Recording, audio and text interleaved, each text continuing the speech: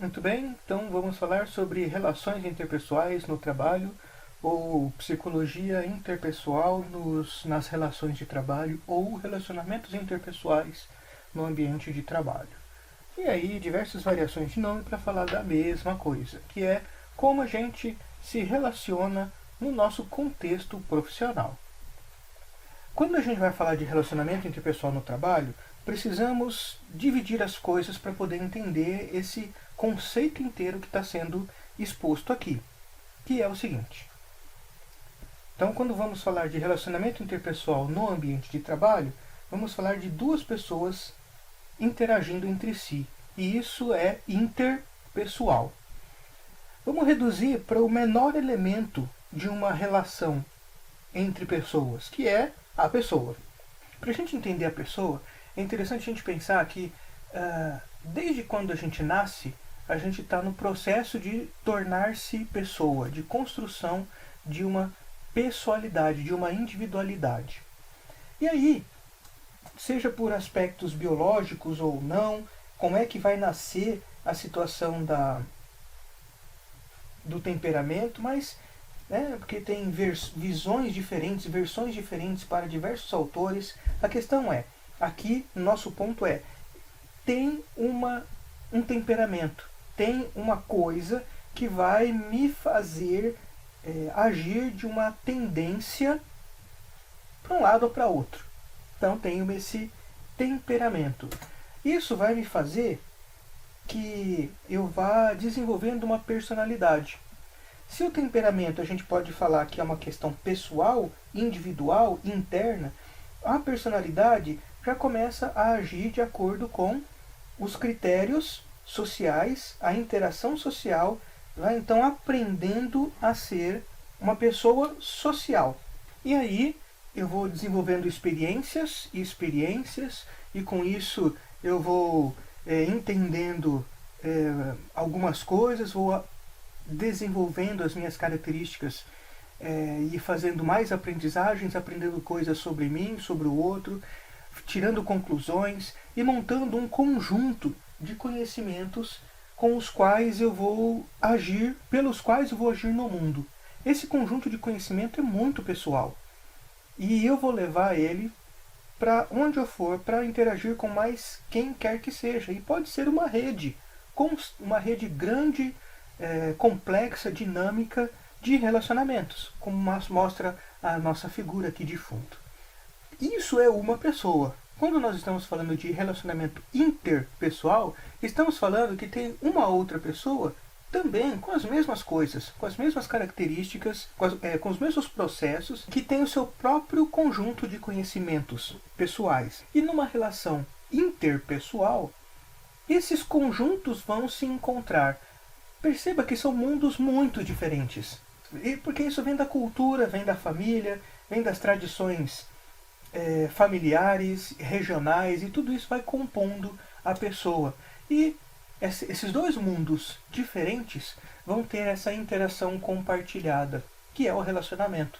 Uma interação é uma ação entre as partes. Então elas vão interagir e vão compartilhar suas questões. A pessoa está inteira, com todos esses elementos dentro de uma relação. E aí tem coisas interessantes para se considerar, por exemplo, o primeiro contato, por exemplo, a influência que um exerce sobre o outro, os sentimentos que interferem na qualidade dessa relação, os comportamentos também que eu vou desenvolvendo e que tem um impacto no outro, que devolve esse impacto, e aí vamos indo, avançando nos detalhes, e a parte importante é saber que a relação, a qualidade dessa relação depende das duas partes. Nessa relação interpessoal, nessa interação compartilhada, vamos ter situações de conflito. Conflito desde alguma coisa mesmo cabeluda, difícil de lidar, quanto, por exemplo, eu estou falando e você faz uma cara assim, de que não está entendendo, porque a dúvida enfeia as pessoas, né? Então, vai fazer uma cara meio contorcida, e eu vou entender que isso é uma situação de conflito. Eu posso agir de maneiras diferentes, né? Como tentar explicar o que eu estou falando mais um pouco, perguntar para você, posso agredir você, falar: o que você está pensando que eu sou? O que você acha que blá blá blá blá blá blá blá blá? Tudo isso porque esses dois mundos estão se encontrando. Então, numa situação de conflito, ou qualquer situação que é potencialmente conflituosa, sempre vai ter trocas. Quando o nosso primeiro contato, ou os primeiros contatos são positivos para ambas as partes, essas trocas, esse relacionamento é mais positivo, é mais saudável, e as trocas também são. Isso vai me permitir mais aprendizagens, aprender coisas novas, receber coisas nessa interação compartilhada do outro, oferecer coisas a ele, e assim vamos trocando e aprendendo. Isso daí, ao longo do tempo, podemos chamar de desenvolvimento. O desenvolvimento não é uma ação, um contínuo, linear, ininterrupto. Nós temos, na verdade, o desenvolvimento em blocos. Ele é descontinuado, ele é dinâmico, tem retrocessos, tem reveses, tem saltos.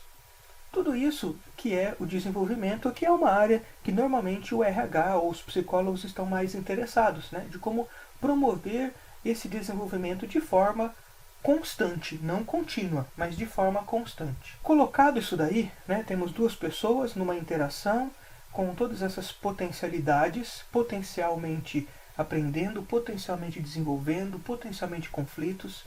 Tudo isso estamos falando da relação interpessoal, que acontece em diversos contextos. Sempre vai ter um contexto em que as relações vão acontecer, seja em casa, na família, na escola, no clube, na comunidade religiosa e assim por diante. Quando estamos falando de relacionamento interpessoal no trabalho, temos o trabalho como um contexto definido. Nesse contexto chamado trabalho, ele propõe algumas características específicas que interferem em como a gente vai fazer a nossa relação interpessoal. Um trabalho, por exemplo, tem objetivos a cumprir.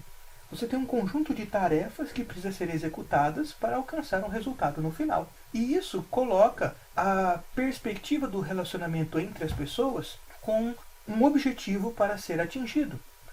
Provavelmente vamos ter desafios nesse processo, seja pela execução das tarefas, seja pela interação compartilhada entre as pessoas. Também vamos pensar sempre em grupos, porque o meu trabalho provavelmente não é isolado, desconectado de outros trabalhos, de processos ou de outras pessoas.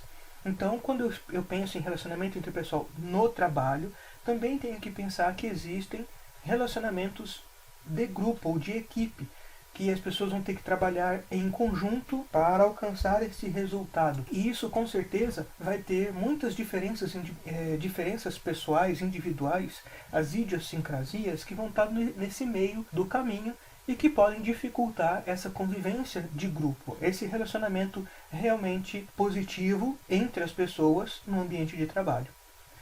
E quando a gente pensa numa equipe, não tem como deixar de pensar no líder. O líder é a pessoa que tem essa visão mais ampla e que vai facilitar esse grupo a alcançar o resultado. A tarefa do líder não é fazer um ambiente harmonioso, bonitinho, cheirosinho e fofinho, mas é fazer com que as pessoas se relacionem positivamente a fim de alcançar os objetivos e superar obstáculos, e realmente se formar como uma equipe. Nas teorias antigas de liderança, se falava que o líder tinha que ter uma posição. Então, ele vai ser autocrático se ele exercer o poder e a influência de forma austera.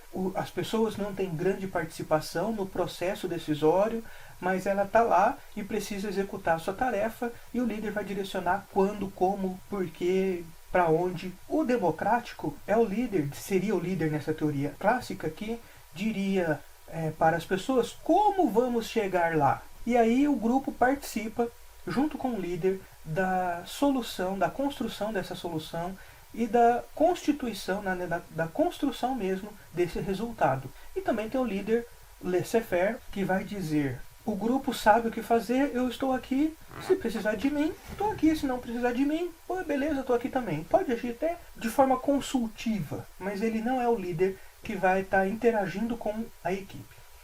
Tem um cara mais aí recente e tal, e ele vai, o Blanchard, que vai falar que a liderança ideal, e é porque essa foi uma pergunta de sempre, qual é a liderança ideal? É a democrática, autocrática e tal. A liderança ideal é a situacional, quer dizer, vai ter momentos em que o líder vai ser autoritário, autocrático, vai ter momentos que o líder vai ser democrático, vai ter pessoas que ele vai ter que ser mais autocrático, pessoas que vão ser mais democráticas. E como isso acontece é realmente a arte da liderança, de poder fazer essa liderança conforme as contingências ou as situações vão acontecendo.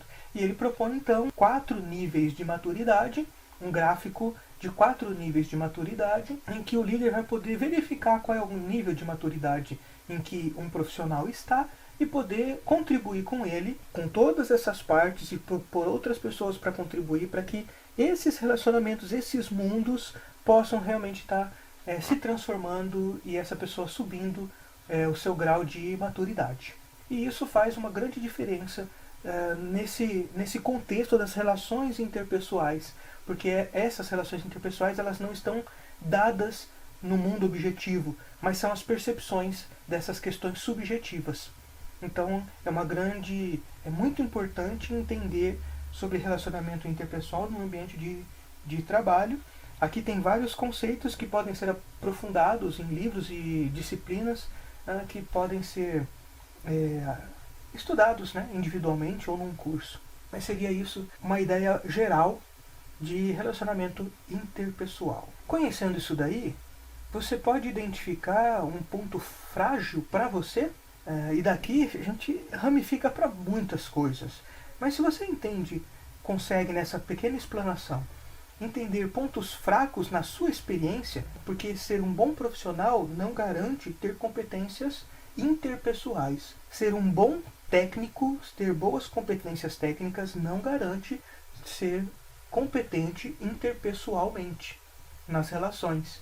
Então eu preciso entender onde está o meu ponto fraco e como é que eu posso começar a agir para poder fazer isso. Onde está o meu ponto fraco e qual seria o melhor jeito. Eu conheço alguém que faz isso que eu preciso aprender de um jeito muito legal que eu queria imitar. Então, pergunte para essa pessoa como é que você chegou a fazer isso, como você aprendeu a fazer isso. Então, você pode ter um parâmetro interessante, um benchmarking, para poder desenvolver suas habilidades interpessoais.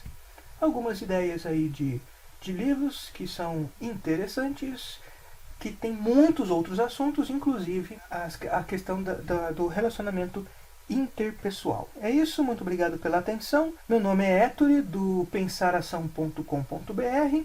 Para escutar mais e ter mais informações e outras informações, acesse o nosso blog www.com.br.